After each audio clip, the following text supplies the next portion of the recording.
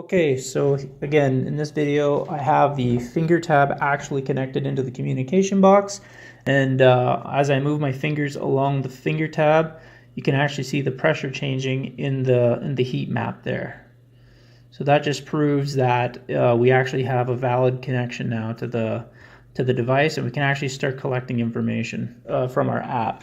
What I like to do now is actually plug the box back into the charger, let it continue to charge, and actually install my finger tab into the install my sensor into my actual finger tab, just so we can actually start getting some shot information set up. Once you've done that, what you can do is just come back into this app and click on new round in the bottom right there, where you can pop in how many arrows you have per end, how many ends you have in your next shot rounds that you want to be doing on a particular day, and the distance you're shooting.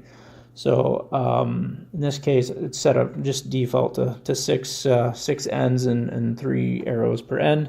But again, you can set those up to whatever you like. You just press the next button, and now what you can do is, again, it's giving you a live feedback of all your pressures, but you can also start the recording, and that'll actually keep a recorded copy of all your information so that you can later review the information, as well as get copies of the raw data where you can do any of your own advanced processing on the information above and beyond what we do.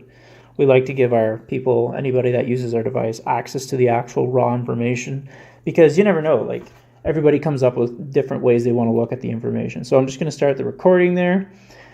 And here you can toggle view, where you can actually look at some of the pressures that are actually occurring in the device. This is me as I'm moving my fingers across the sensors. I'm taking averages of 3 fingers there. Finger 1's is your index finger, finger 2 is your middle finger, and then finger 3 here is your ring finger.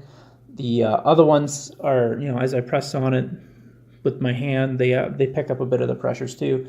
But it's nice to see this live feed here. It just tells you that everything's working properly.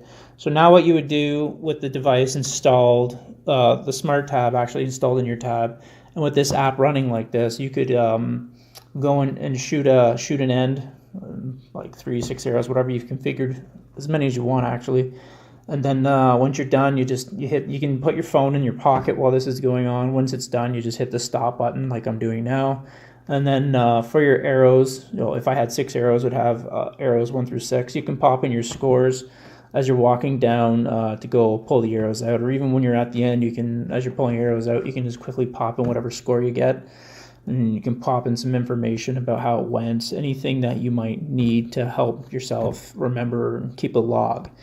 You hit done, and then you can hit finish round if you're actually done. If you want to record more rounds or more ends, you can just click the record button again and do the next round, the next end. And once you're finished your round, just click finish there. You can leave any additional notes about that round that you did, like for example, where you shot that round if you wanted to.